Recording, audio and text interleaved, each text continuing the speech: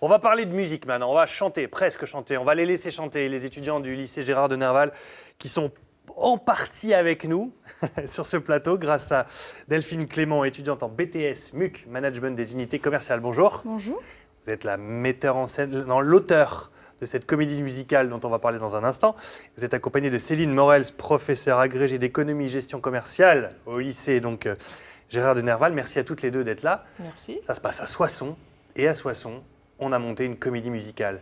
Comment est née cette idée? C'est incroyable ça. En tant que professeur, comment vous avez reçu et accompagné cette idée? Alors cette idée est née d'une manière très très simple en fait, d'un échange entre professeurs. Avec ma binôme Elisa Richer, nous avons l'habitude de monter des actions visant à développer la communication verbale et non verbale de nos étudiants de BTS MUC, ce qui est nécessaire dans l'efficacité relationnelle qu'ils vont après mettre en œuvre auprès d'une relation commerciale ou de communication. Et donc nous avons développé des ateliers de communication avec notre collègue Nathalie Doyenbourg, professeure de musique. Et puis, on a aussi la volonté de s'adapter aux besoins, aux difficultés de chacune de nos promotions.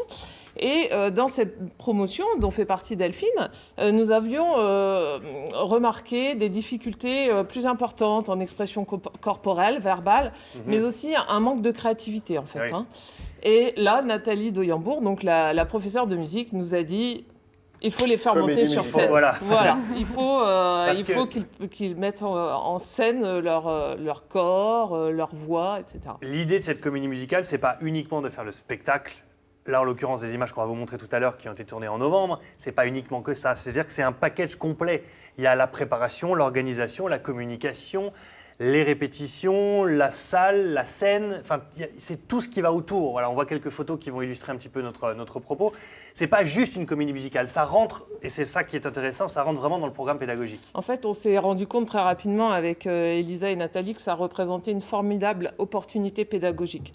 Et on a pu en fait mettre en place une grande transversalité dans les outils qu'on a pu utiliser pour développer ce programme final de comédie musicale. Mais comme vous l'avez dit, effectivement, qui était riche en investissement auparavant organisationnel, commercial. Les étudiants ont pu, par exemple, créer un logo, développer un argumentaire, rechercher des partenaires, parce qu'on avait 19 entreprises partenaires. C'est un vrai projet artistique et commercial. Tout à fait. Alors Delphine, feuille blanche, Oui. un thème, l'argent fait-il le bonheur?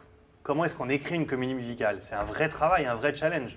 En fait, c'est parti de la professeure de musique qui nous a donné toutes les chansons qu'on allait chanter au cours de la comédie musicale. Ensuite, elle nous a expliqué, il faut que vous trouviez un lien entre toutes ces idées, parce que on va pas juste chanter, il faut qu'il y ait une histoire au fond. Et c'est sorti comme ça un matin. Moi, j'étais dans la voiture avec ma mère, et puis elle m'a dit « Oh, pourquoi tu fais pas l'histoire de quelqu'un. On part d'une des chansons et on écrit son histoire. » Et du coup, je me suis beaucoup inspirée du film Le Loup de Wall Street. De Scorsese, oui. Donc, on a voulu peindre l'histoire d'un homme qui était aveuglé en fait par son besoin d'argent, et puis qui, une fois arrivé au sommet, s'est rendu compte que l'argent fait pas le bonheur, et que ce qui lui faisait le bonheur, c'était de faire ce qui lui plaisait dans la vie. On a voulu en fait répondre à plusieurs questions, des problèmes de société actuels. On a parlé beaucoup de la pauvreté, du développement durable, des problèmes. De la peur de l'avenir. Nous, aujourd'hui, on doit faire un choix pour l'année prochaine, et on est tous un peu stressés, oui, voilà. Et du coup, on a voulu peindre tous ces aspects-là de la vie d'un jeune aujourd'hui à travers la comédie musicale. Du coup, il y a une sélection de chansons, petit medley qu'on va vous présenter maintenant. Vous allez voir effectivement qu'il y a une thématique. Alors, on n'a pas pu tout mettre, notamment le blues du businessman, mais voilà, c'est dans ce registre-là. Images, son, ça a été filmé à l'arrière, c'est pour ça, c'était pour le spectacle, mais du coup on se rend compte quand même bien de l'ambiance que vous avez voulu y donner. Medley, regardez, écoutez.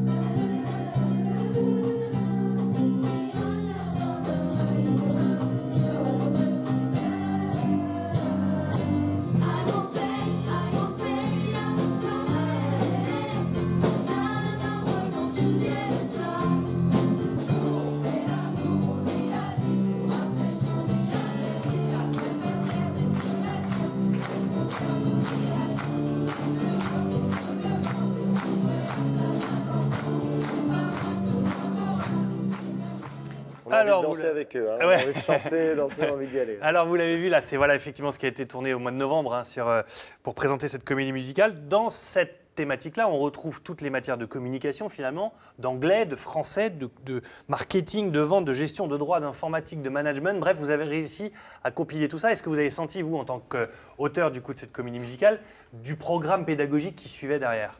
Bah nous, honnêtement, on a acquis beaucoup de compétences parce que c'est pas seulement un projet artistique, c'était surtout une vocation pour nous aider à acquérir des compétences pour notre examen en fait en fin d'année. Parce qu'on est en contrôle continu, donc toutes les actions qu'on a faites, dont on a vendu des bougies pour une œuvre humanitaire, on a vendu des produits Ethic Valley, on a travaillé avec Nestlé, avec le blog culinaire, plus la comédie musicale, ça avait une finalité de nous faire acquérir un panel, enfin beaucoup de compétences pour valider notre BTS en fin d'année. Donc c'est pas uniquement la communication, il y avait aussi la gestion tout autour, comme vous l'avez dit tout à l'heure. On a fait tout de A à Z en fait, et on est dans une démarche de projet, et c'est ce qu'on doit valider en fait cette année en BTS. C'est quelque chose qu'on peut mettre sur un CV quand on est un jeune sort de l'école. C'est un premier projet sérieux quand même. Tout à fait. Et c'est ce qui nous anime avec Elisa Richer, c'est de mettre en place des actions que les étudiants puissent ensuite réinvestir sur un curriculum vitae, mais également ça leur permet de tester en pratique ce qu'on leur apprend. Et ça, pour eux, ils nous le restituent en une formidable expérience. Et vous êtes la preuve, encore une fois, que quand on parle souvent des profs en disant, voilà, il y a toujours cette image-là, il y a des profs qui se bougent, vous bougez, et vous avez bousculé aussi un petit peu les codes. Est-ce que vous pensez que ce genre de programme-là peut intégrer de manière classique et évidente d'autres programmes pédagogiques scolaires ?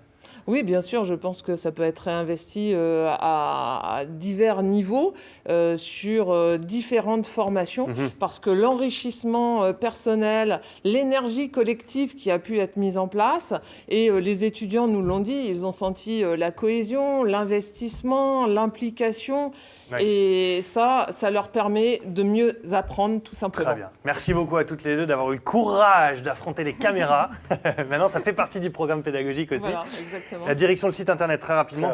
Le site internet de l'établissement, nerval.lyc, L-Y-C comme lycée.ac-amiens.fr. Mais bon, le plus simple, c'est de taper Gérard de Nerval-Soissons sur les moteurs de recherche. Très bien, merci beaucoup à toutes les deux. Et vive la comédie musicale et la Nervalstrup. Et on peut nous retrouver aux portes ouvertes le 3 février Très bien. et le 19 mars. Eh ben voilà, merci beaucoup.